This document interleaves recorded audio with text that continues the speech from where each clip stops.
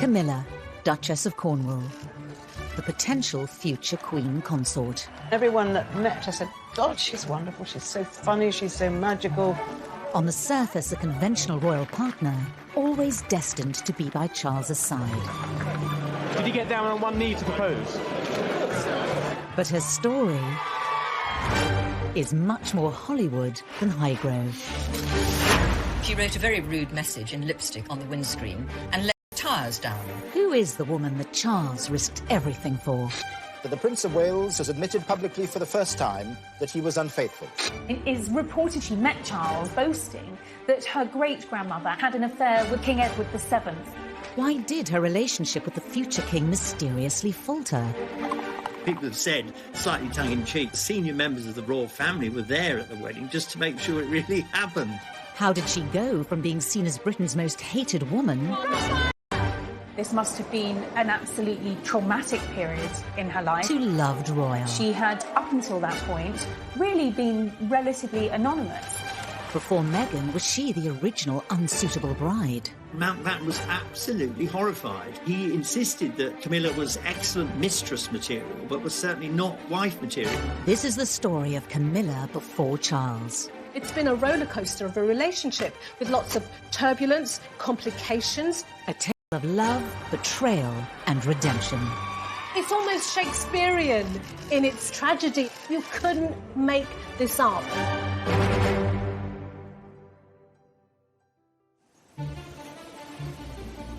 May 1989. The Aegean Sea just off the Turkish coast. A prince and his former girlfriend are sunbathing on a boat. They think they're not being watched, but the paparazzi were there, and the implications will send shockwaves through the House of Windsor. There were photographs of Charles and Camilla in a launch in a speedboat together. Charles was shirtless, topless in his swimming trunks, and it was quite striking. And those really were the first time that the wider public and the media began to wonder whether there was something going on. Many were now asking if Charles and Camilla had rekindled their relationship. It was a rather reckless thing to do. I mean, Charles was still a married man. And it was a reckless thing to do because it pushed Camilla right there in the spotlight. In public, Charles doesn't comment on the rumours. But a 1989 transcript of a phone conversation between the two reveals intimate details of their mutual affair.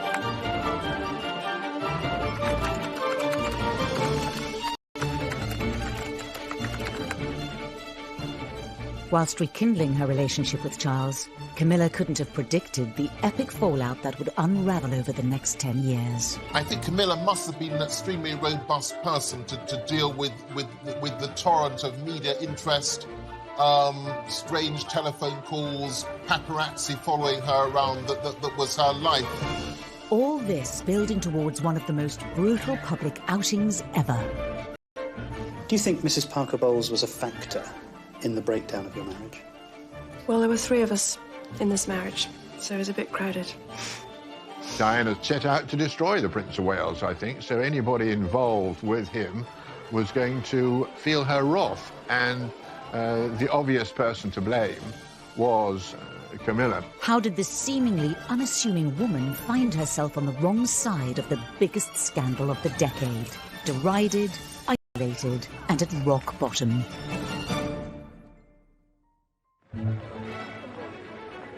The story starts 8 years earlier with a wedding that mesmerised a nation.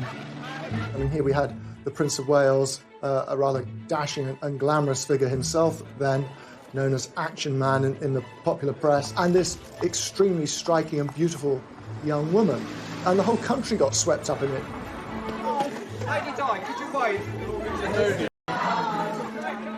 Camilla Parker Bowles at this stage was married herself, but remained a close friend to Charles. It's thought she even encouraged him that Diana was the one. In that period, Charles's life was difficult and he knew he was under pressure to find a wife, and Camilla thought she'd be perfect for Prince Charles. But before the wedding had even taken place, there were signs the prince and his future bride may not have been the perfect match it initially seemed. If you look back at that engagement interview, you can see that they're really not at ease in each other's company at all. They're not a tactile, loving couple. I mean, Charles just simply can't bring any emotion to the interview. Can you find the words to sum up how you feel today, both of you? Difficult to find that sort of word, isn't it, really? Just delighted and happy. And I'm amazed that she's been brave enough to take me on. And I suppose in love. Of course. Whatever in love means. Whilst reportedly encouraging the marriage, that was as far as it went, according to some royal observers. Camilla might have been the older woman who had dated the prince before Diana and who was in a good position to give Diana some counsel in those... Charles and Camilla had met 10 years earlier through a mutual friend. The first time when they met in 1971-72, they had a brief romantic relationship. It only lasted for about 6 months. Camilla married Andrew Parker Bowles. The second phase of their relationship was when she was married to Andrew. Prior to the wedding to Charles, had Diana known how close Charles and Camilla had truly been? Were there warning signs? Shortly before his wedding, Charles wanted to thank a number of women who'd been very kind to him over the years of his bachelorhood. And Camilla was one of them. Diana found this bracelet that Charles had specially made for Camilla. It had the initials GF on it, and she immediately realised that this was for Camilla. And Diana was said to be aware of the nickname Charles had for Camilla. When Prince Charles was growing up, very, very popular show on the radio was The Goon Show. There were two characters in it called Gladys and Fred, who were like lovers, and these were the nicknames from very, very early on that Charles and Camilla gave each other. It really, hurt her, and she became obsessed. She became obsessed with Camilla. The wedding went ahead on the 29th of July, 1981. Watched by a global television audience of 750 million people. Probably the most flamboyant wedding anywhere in the world in the last century. I mean, an extraordinary spectacle. And in the congregation, Camilla Parker Bowles. And Diana knew that she was there. The history that Camilla had had with the man that she was about to marry, and it's quite poignant, I think, that out of the thousands of people in St. Paul's, it was Camilla who Diana zoned in on. From Camilla's point of view, she's now watching a man she's been in love with for a very long time walking down the aisle in this fairy tale, happily ever after story.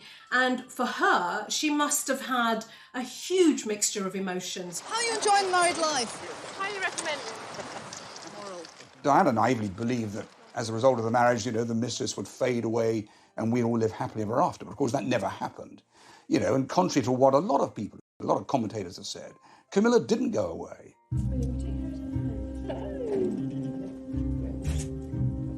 As time wore on, cracks began to appear in the Wales's marriage. After the birth of Harry, the man was Camilla. In Diana's mind, Charles had never really given her up. She was a constant presence.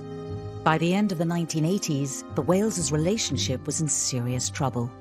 And I think Charles was so unhappy that he started, pouring his heart out more and more and more to Camilla, and then they rekindled their romance. At this stage, it would have been well known to Charles's innermost circle of friends, certainly the social circles that he mixed in, that Camilla was back on the scene, and Diana had her suspicions. 1989, Ormley Lodge, Richmond. Diana and Charles attend Camilla's sister's birthday party, and suspicion is about to turn to confrontation. There was this extraordinary atmosphere that once we'd arrived, Diana arrived, and of course there were the friends of Camilla and indeed her sister. Ken Wharf was Diana's bodyguard and was there on the night. About an hour and a half later that Diana's voice was heard along the corridor near the kitchen where I was. She sat, shouting my name, and she said, I just can't find my husband, or Camilla.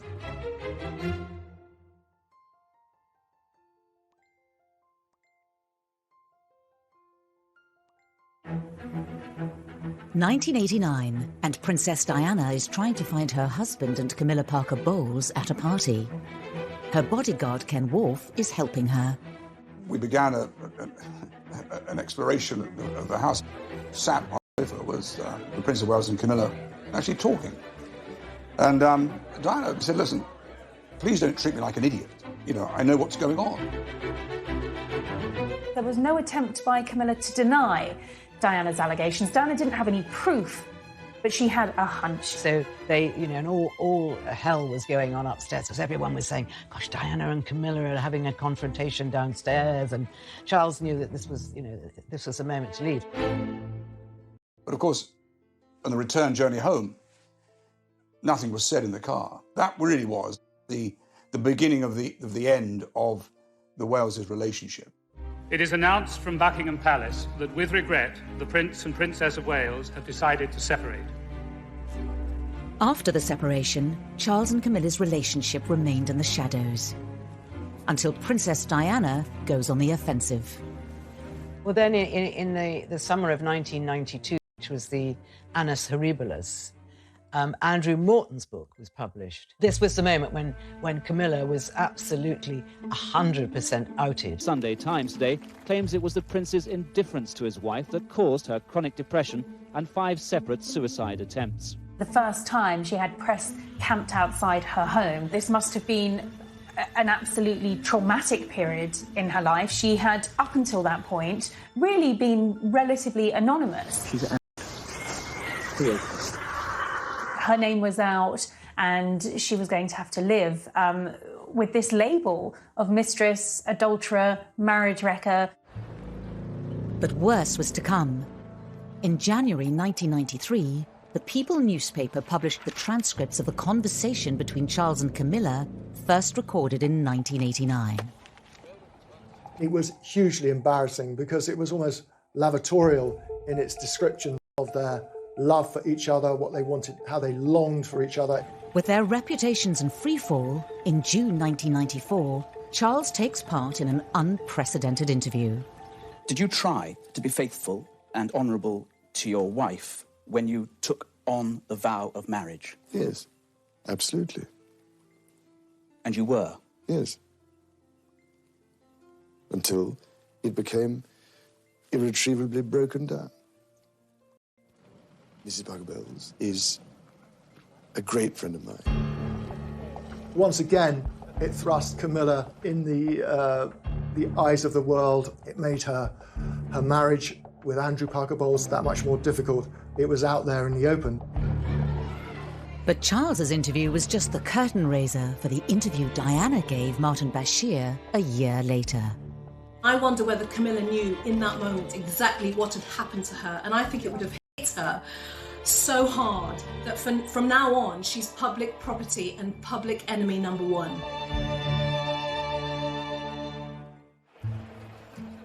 Today, the Duchess of Cornwall cuts a very conventional royal figure. It's hard to imagine how she ended up embroiled in a scandalous affair. But there are clues in her early years that reveal a very different character to the one we see now. Broderick Munro Wilson grew up with Camilla. She was slightly rebellious. I mean, she shared a room with my second wife, and of course smoking was a forbidden thing. But anyway, she was definitely smoking as a teenager. Camilla's friends all loved her. She was she was always the one at the centre of everything. She was terrific fun. Boys adored her because she was funny and characterful. I mean, she wasn't a beauty, but I mean, I think she was approachable, and she was very, very popular. Thank you very much for giving us this Silver Heart, but I still think... 1960s swinging London is in full flow, and 18-year-old Camilla Shand is said to dive headfirst into the party scene. She did have some jobs, like she worked at Colfax and Fowler, the decorators. She didn't last a week.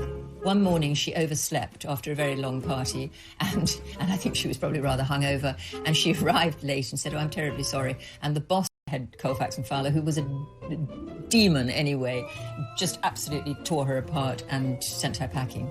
And that was the end of her working career. But she was never cut out to be a career woman. But I think she had a lot of fun in swinging London. She was famously a party girl in the mid-60s, and, you know, she might go to 3 parties a night, 5 days a week. I mean, she was extraordinary. She absolutely loved partying.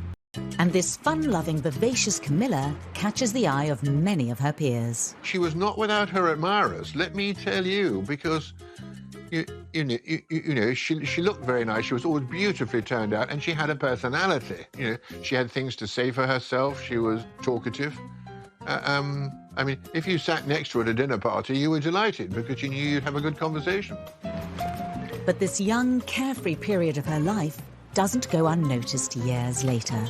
Camilla had had a past, and, you know, at times quite a raucous past. She was known, particularly in palace circles, for being a party girl.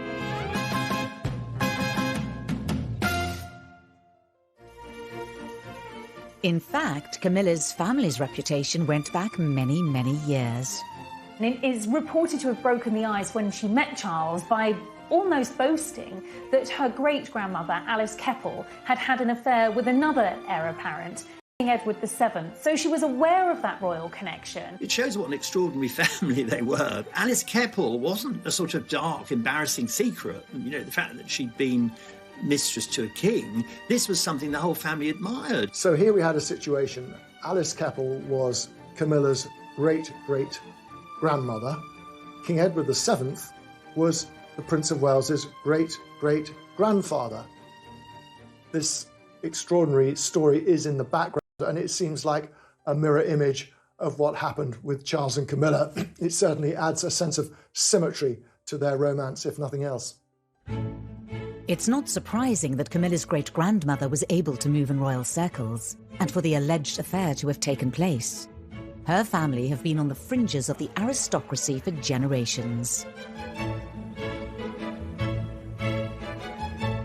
Born Camilla Shand in 1947, she had a textbook childhood. She had a very happy childhood. She was the eldest of 3, the firstborn, and then she had a younger sister, Annabelle, and then their brother, Mark. Her father, Major Bruce Shand, was a real military hero. He was actually given the Military Cross twice, which is the most astonishing thing, a very, very gallant officer. Her mother was from a very, very wealthy family called the Cubitt family. And the Cubitts in the 19th century had built much of central London. She lived about 15 miles from me. And the great thing is that we were all in the pony club. Everybody had a pony, everybody rode, everybody hunted. We used to have little mini dances which would start at about 8 o'clock and go on to 12, where you'd dance for 2 hours, have a sort of buffet dinner, and then dance for another 2 hours, and then somebody would come, and the chauffeur or somebody would pick you up at 12 o'clock. That was Sussex society. As the daughter from a traditional upper-class family, Camilla followed the well-trodden path set out for her. Coming from the family that she did, an aristocratic family, her father, Major Bruce Shand, very much respected military man. Yes, in many ways, Camilla's life was mapped out. It was never going to be overcomplicated. Camilla attended Queensgate School in London, a very prestigious school. She was known as Miller. She was known for being pretty posh, but also good fun, and at heart, a tomboy who was definitely happier on a horse than in the classroom. She went off to a finishing school, 9 months in Switzerland, on the shores of Lake Geneva, where she learned to ski and perfected her French, but not much else. There was no emphasis at all on doing well academically. I think Camilla got 1 O-level because she was taught to get out of a car while keeping her knees together. I mean, they really walked around with piles of books on their heads so they would walk beautifully because they were being trained to be wives. And at this time, the question of who would be good to marry within this world of wealth, money and privilege was obvious. A member of the royal family would be the ultimate catch. I think society was more hierarchical, really, right up until the 1970s. 1980s, and it's hard to realise how powerful the class system was in Britain in that era, especially at those echelons of society. I think it was always expected that she was going to marry someone that would either give her a title or at least a double-barrelled name, and that she was going to marry up into those aristocratic circles. But was this the life for Camilla? Did she want to marry a duke or an earl? Weren't aristocrats. She had no particular ambitions to marry up. The 25th of March 1965. It's Milla Shan's debutante party. The party turns out to be a landmark moment in her life. She had a coming-out party at Cersei's, which is just behind Harrods, which was one of the fashionable places to do it. The rite of passage, again, for this kind of upper-class English family would have been that their daughters would go through the debutante season. And that meant that they would go to loads and loads of parties and have loads of drinks and lots of food and meet lots and lots of men, maybe a potential husband. And that was the whole idea. At Camilla's party, she's introduced to a striking young man. She was then 17 when she first clapped eyes on Andrew Parker Bowles, who was a rather dashing army officer, about 7 or 8 years older than her. I think Andrew Parker Bowles was what's known as a Deb's delight. So a Deb is a debutante, an attractive upper-class girl, interested in meeting somebody interesting and well-established. And Andrew was your kind of perfect person to have at such a party. Very, very lively, although he had a bit of a colourful reputation, Andrew. But he was a very, very attractive and handsome man, a real catch. Romance blossomed between the two. Had Camilla found her perfect match? Camilla was the one that got him. I think she thought that she knew his reputation, she knew what he was like. But I think she thought that she could tame him. But sadly, of course, she couldn't.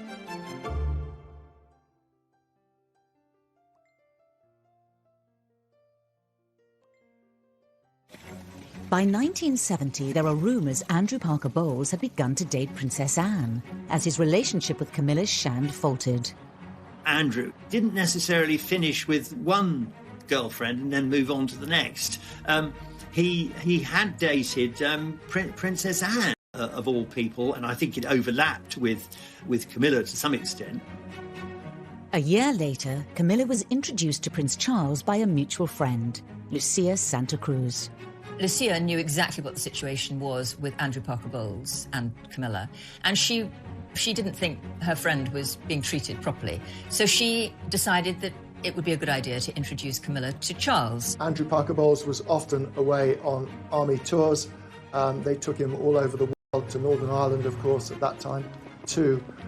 And in 1972, Charles was on terra firma. He had by then been spending time in the Navy, but he was doing a long posting in the UK. That with Andrew away, it sort of cleared the way for the two of them to spend a lot of time together. Charles actually himself told me, Camilla, and he really wanted to impress her. So he ordered the most expensive bottle of wine on the menu. And Charles just sort of moved his hand and knocked the whole bottle over. And he said he was so humiliated trying to impress this girl and then knocking over this expensive bottle of wine. I think what attracted Charles to Camilla was the fact that she was not overawed by him at all. The fact that she was going out with the Prince of Wales, you know, he could have been Joe Bloggs. She didn't care. He loved the fact that Camilla was fun and could be a bit frivolous and carefree. She was very different to the other debutantes on the scene at the time, and certainly some of the women that Charles had been linked with. And she was something of a breath of fresh air. And when they did start dating, Charles was, you know, absolutely blown away by her. I think that storyline is really well captured in the Crown, where you can see that he falls for her very, very heavily. In episode 9 of series 3, Prince Charles' feelings for Camilla were portrayed in this heartfelt and moving scene. And there's a feeling I've never had before. A sense of safety and belonging. And all that loneliness having vanished. It's all rather miraculous. I think you are miraculous. During 1972, the relationship is said to have blossomed. Camilla went down to Broadlands on several occasions during those 6 months and had lovely weekends with Charles there. They were both very horsey. They both, they had a lot in common, Charles and Camilla. But some commentators say their relationship came under scrutiny by senior members of the royal family, including his mentor and one of the closest people to him, his great-uncle, Lord Mountbatten. Charles had discussed the possibility of turning this intense relationship with Camilla into marriage, and Mountbatten was absolutely horrified. He insisted that Camilla was excellent mistress material, but was certainly not wife material, that it was impossible.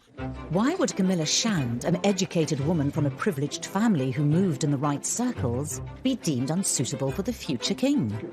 Mountbatten, his view was that whoever he married, if they weren't royalty themselves, then they should be of very noble birth, and however well-born Camilla was, she wasn't a member of the aristocracy. But the bigger problem was that everyone, from Mountbatten up to the Queen, was terrified that she had a past. She had too many pasts. It looks odd 40 years on. It seems rather anachronistic now, but it was thought that he had to marry a young woman who as it were, was completely pure, almost virginal. If modern standards had applied at the time, it would have been a very different story for Charles and Camilla. Well, I think the world has moved on, and I don't think anybody cares now whether someone happens to be the daughter of an earl or just a normal person, as long as they've got the makeup to be able to deal with the job. I don't think the fact that they're commoners makes a jot of difference. When Meghan married Harry, she was a divorcee. When the Queen came to the throne, divorcees were not accepted at court. It was unthinkable. The Queen's own sister couldn't marry a divorcee. Her uncle had had to give up the throne because he wanted to marry a divorcee. At the time they were first seeing each other, some royal observers say senior members of the family were not happy with the relationship. In the month that he's been with Minerva in the Caribbean, he several times visited the Bahamas Islands. But this was the first time he'd made an official visit. It was really the palace who made sure that this sort of fledgling 6-month blossoming romance never really got off the ground. Charles was very deliberately sent off to the West Indies with the Royal Navy, where he was posted for 8 months. This tense scene from The Crown dramatises an imaginary meeting between the Queen Mother and Lord Mountbatten. How shall we handle this? Well, I can take care of Charles. Nice long posting overseas will bring him to his senses. I'll speak to everyone at the Admiralty. 8 months on the other side of the world, it'll soon go away. Could there have been another explanation as to why the relationship didn't work out? At this time, Charles was said to be an unsure figure himself. Did he simply not take his chance and propose? Charles never told Camilla how he felt. I'm sure she was aware of how he felt when they were together for those 6 months, but he never expressed it. He certainly never discussed marriage with her. Whatever the truth, the fact was Charles was now over 4,000 miles away, and 3 months later he receives a letter that will turn his world upside down. He was on a long tour of the Caribbean islands when he received a letter from Camilla that she was and had accepted Andrew Parker Bowles's proposal of marriage, and that they were going to marry that summer. I need to get on with my life, and anyhow, I'm in love with Andrew Parker Bowles, and that's the man I want, and that was the man she got. And the difference between the two couldn't be more striking. You've known Prince Charles for a very long time, haven't you? What sort of person is he? Well, you know as well as I do. Everyone knows he's a marvellous leader and a marvellous man. I've heard the quote that Camilla said that however much she admired and felt love for Charles, is it possible to love two men? I think the answer for her would have been yes, Camilla, it is, because Charles and Andrew were so different. Andrew found it difficult, certainly at that stage, to live without her. She was similar to him, similar interests, very intense passion. I always feel rather rotten saying this, that Charles wasn't very sexy. Andrew was a very, very promising guards officer. Some people thought he was a bit of a name dropper, a bit of a snob, but he always struck me as absolutely charming. I think that what Camilla wanted, a lifelong commitment from somebody, and a career officer who in some ways was in the image of her father, seemed perfect at the time. Whilst Andrew might have been more alluring than Charles, Camilla had to contend with his party boy reputation. He had a string of girls who were all, very happy to be in his stable, if you like. She knew his reputation, she knew what he was like, but I think she thought that she could tame him. I was certainly witness to the fact that Andrew Parker Bowles was a popular boy, and no doubt about it. But everybody at some stage or other was joined at the hip with Andrew Parker Bowles. There was one occasion before they were married when she was walking home one night and she saw Andrew's car parked outside one of her friend's flats and knew exactly why it was there. And so she wrote a very rude message in lipstick on the windscreen and let the tyres down. So she wasn't a complete doormat. Despite any concerns, on the 15th of March 1973, it was announced in the Times Camilla and Andrew were engaged to be married. I think he was forced into the proposal because he was very aware that Camilla was seeing Prince Charles. And I think he genuinely feared that if he didn't pull his finger out and make an honest woman of Camilla, he might actually lose her. He wanted Camilla to be the mother of his children. He could see a future with her. News reaches Charles over 4,000 miles away that Camilla is engaged. According to insiders, he took drastic action and fired off several letters. He wrote to Camilla and pleaded with her to reconsider, but I think by this point it was just too late. She was, I think, his first real love. And when you fall first, sometimes you fall hardest.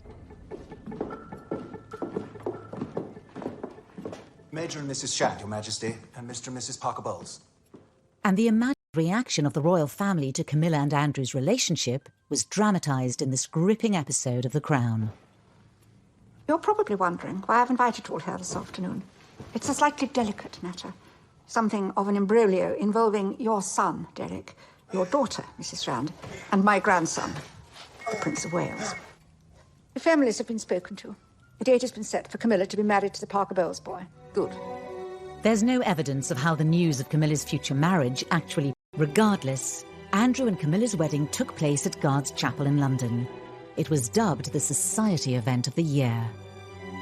There were members of the royal family there. The Queen was there, the Queen Mother, Princess Margaret and Princess Anne. People have said, slightly tongue-in-cheek, that the senior members of the royal family were there at the wedding just to make sure it really happened. There was this enormous relief in royal circles. This Camilla problem had now gone away for good. It was a very glamorous occasion. Of course, the one figure who wasn't there was the Prince of Wales. He was on his ship, and he wouldn't have gone anyway because it would have been very hurtful for him to see the woman that he still loved being married to somebody else. It was a very, very significant event, and nobody would have thought this wasn't a marriage that was going to last for decades. Camilla and Andrew went on to have 2 children, Tom and Laura. Despite their history, Charles remained close to the young family. They managed to include Charles even in that intimate part of their lives by making him a godfather to Tom. Their lives were intertwined, particularly through polo and other social occasions. Charles was often to be found sitting cross-legged on the sitting room floor with his godson watching television or chasing the children around on his hands and knees. I mean, he was an essential part of their family. On the surface of it, the Parker Bowles' marriage seemed perfect, and Camilla was finally able to put into practice what she'd learned at finishing school. When you meet Camilla, she seems a very, very warm and maternal person. She enjoyed decorating the houses and making them homely, filling them with books, lovely fabrics, not always the most tidy house. She had a big social life in the country, and she had her 2 children, and she had her dogs and her family home, so almost everything she'd ever wanted. But in reality, Camilla's marriage was not all that it seemed. I think their marriage was very, very happy in the beginning. It's just that Andrew couldn't keep his trousers on. He was a serial philanderer. He was at a dinner party and a young woman sat next to him and said, "Andrew, I'm really offended. I'm the only one of Camilla's friends that you haven't made a pass at." Oh, God, there was a huge amount of gossip. It was very well known and very well publicised that Andrew Parker Bowles was playing away, I think is the way we describe it, playing away. Quite how she handled it all, it's hard to imagine, but handle it she did. I mean, it was a kind of an upper-class thing. One almost expected husbands to stray not long after they've taken their marriage vows. I think for Camilla, incredibly vulnerable. You're at home with two gorgeous children, and he's in London all week, and you know perfectly well what he's doing.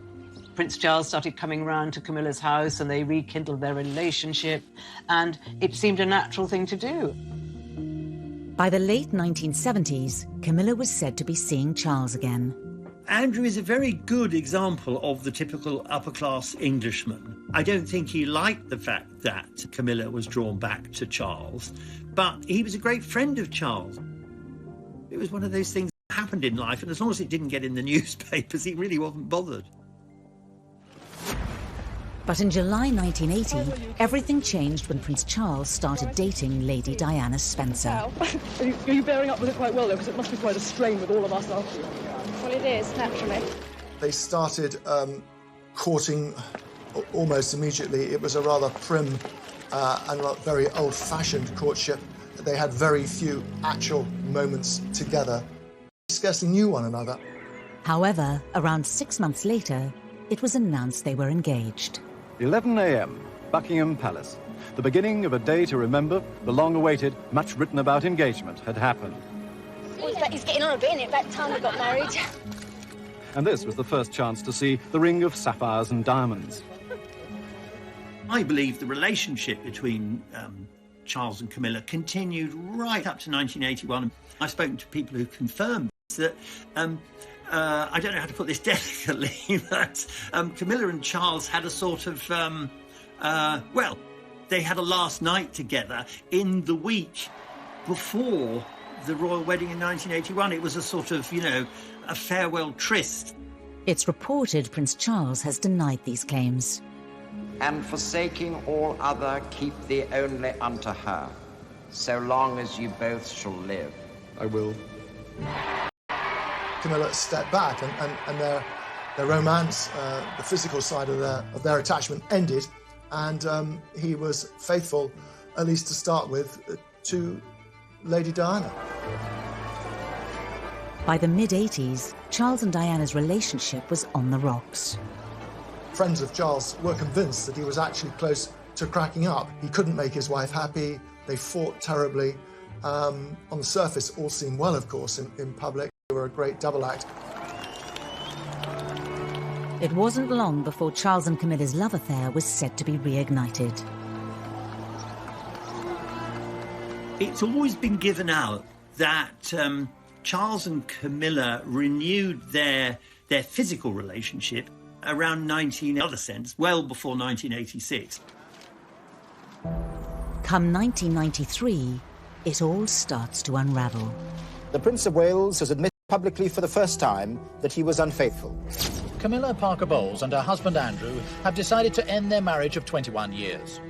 Camilla becomes the story as the Wales's marriage crumbles. Camilla's poll ratings were abysmal. She was labelled a marriage breaker, a temptress and worse. For somebody who was private, who'd been a homemaker, a mother, she had to show great strength of character to get through that enormous intensity of media scrutiny. Camilla became the most hated woman in Britain, if not the world. She had photographers camped outside the family home. Camilla was suddenly famous, and she was famous for all the wrong reasons. She kept stum, and was very, very dignified about it all. Diana was always finding a friendly journalist to tell her story. She never did that, and I think that's great credit to her.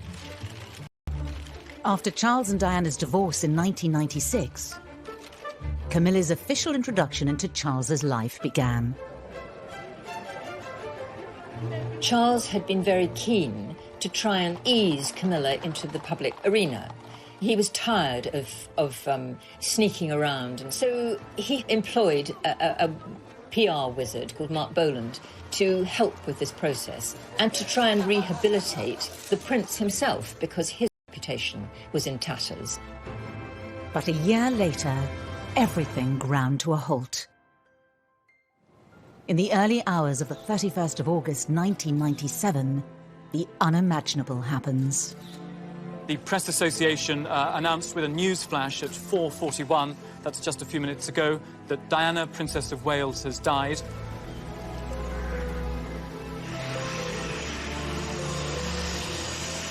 The argument ran that had Charles not betrayed his marriage vows, had he not abandoned Diana, then she would not have been travelling through Paris in the car of a playboy and ending up being killed. To be seen in public with Camilla would be a PR disaster for Charles. But now he needed her support more than ever before. Charles's first instinct was to pick up the phone to Camilla. And a desperate, desperate moment for him. There was Camilla at the end of the phone. It was a nightmare. It was a nightmare for her and a nightmare for him. But she has always been very reassuring. Publicly, it was a huge step back for Camilla. Her enduring battle with like no other. Suddenly, the antipathy towards Camilla increased tenfold. Camilla retreated to the shadows once again, just where she'd been in the earlier 1990s. And that made the whole process of her coming out, as it became known as, that much slower and set everything back. She was basically a prisoner in her home, which was near Highgrove. But Charles asked his chef, to make food to Camilla and to take it over. So, and he obviously was speaking to her on the telephone, but he certainly did not see her during that time. Both Camilla and Charles would have completely understood that they had to keep their relationship on the down low. At this point now, Diana has passed into legendary status. Going public with it would have been the worst possible thing to do. But she was there for him in this most difficult, darkest moment in his life.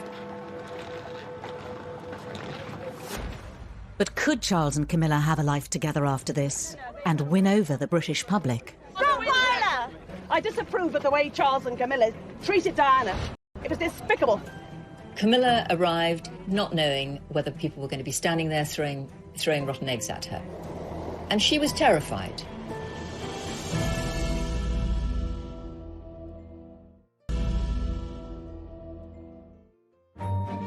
After Diana's death, reintroducing Charles and Camilla to public life would be an arduous process.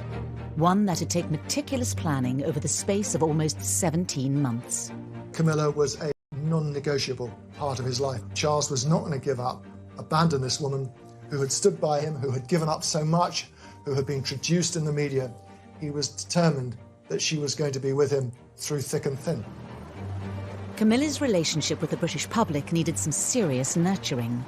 Decisive action was taken by the palace, and a plan was masterminded by Mark Boland, who was now Charles's deputy private secretary. And the way he decided the problem should be handled was to persuade the public that she wasn't some bogey woman, but that she was a very important part of the prince's life, that she made him a better prince. Discretion still rules in the run-up to Charles's 50th birthday.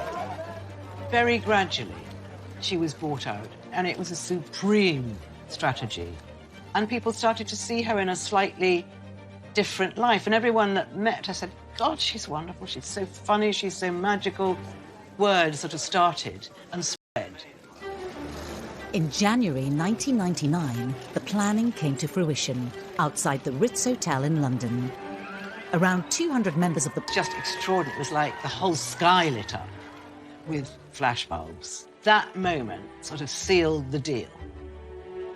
By and large, the reaction was positive. And from then on, the process was able to be speeded up. And that was really the moment when Camilla began to be accepted by a section of the British public. But would Camilla ever be accepted by the inner circles of the House of Windsor? And then The next major step was meeting the Queen. It was a party that Prince Charles was hosting at Highgrove, his country house. For Charles and Camilla, it is a milestone. The heir to the throne's long-term companion now accepted in royal circles. Interestingly, there wasn't a lot of briefing about it, except to say that the two women had spoken, they'd shaken hands, Camilla had curtsied, and they had chatted briefly. With their reputations on the rise, in February 2005 it was announced to the world Charles and Camilla were engaged. How are you feeling, ma'am? All right. Just all right? I'm just coming down to earth. Did you get down on one knee to propose? The proposal happened at Burkle on the Balmoral estate. I think that was quite significant because Charles is a bit of an old-fashioned romantic. Burkle is where Charles fished on the Dee with his grandmother as a boy, and he was very happy there. I'm sure there was some die-hard lovers of the late Princess Diana who thought, no, this is not right. But I think the British public, by and large, welcomed this announcement. On the 9th of April, thousands of people lined the streets of Windsor to catch a glimpse of the bride and groom. But had they really managed to win over the British public? I disapprove of this marriage today. I disapprove of the way Charles and Camilla treated Diana. It was despicable. Camilla arrived not knowing whether people were going to be standing there throwing rotten eggs at her. And she was terrified. I was there that day, thousands of people there who were just cheering for them, who were so happy for them. It was a really great day. The civil ceremony was followed by a blessing at St George's Chapel, which was broadcast to a TV audience of millions. After almost 35 years, Camilla had finally married her prince. To Charles and Camilla, our future king and queen, may God bless you both. I remember covering that royal wedding in 2005 and thinking, this is historic, this is momentous, this is Charles, a divorced future king, marrying a divorcee, something that I don't think anyone really ever expected to happen. I think people thought, well, these people have... The Queen hosted a reception for the newlyweds at Windsor Castle and gave a speech that cemented Camilla's place in the royal family. When the Queen gave that speech at their wedding party, where she said, "My son is home and dry with the woman he loves," that really was the welcoming of Camilla into the royal family. And if the Queen was able to forgive and forget, then the rest of the British public could do that too. We could give Camilla a chance. Camilla was portrayed as one of the most hated women in Britain, but she was now the Duchess of Cornwall and wife of the future king. Camilla's life changed forever when she fell for a young Prince Charles. She's endured decades of secret scandals and struggles. Her reputation was left in tatters. It's been a roller coaster of a relationship with lots of turbulence, complications. There's been divorces and there's been a tragic death. It's almost Shakespearean in its tragedy at points. You couldn't make this up. The road to redemption has been a long one, but today their popularity and love is stronger than ever. We've seen her take her role as a consort to the future king very, very seriously. Her rehabilitation is complete, and I think she has proved that she...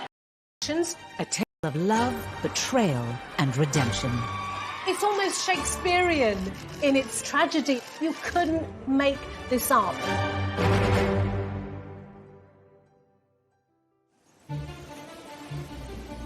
May 1989. The Aegean Sea just off the Turkish coast. A prince and his former girlfriend are sunbathing on a boat. They think they're not being watched, but the paparazzi were there. And the implications will send shockwaves through the House of Windsor. There were photographs of Charles and Camilla in a launch in a speedboat together. Charles was shirtless, topless in his swimming trunks.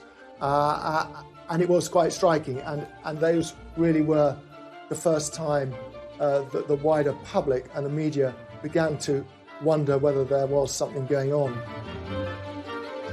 Many were now asking if Charles and Camilla had rekindled their relationship. It was a rather reckless thing to do when Charles was still a married man. And it was a reckless thing to do because it pushed Camilla right there in the spotlight. In public, Charles doesn't comment on the rumours. But a 1989 transcript of a phone conversation between the two reveals intimate details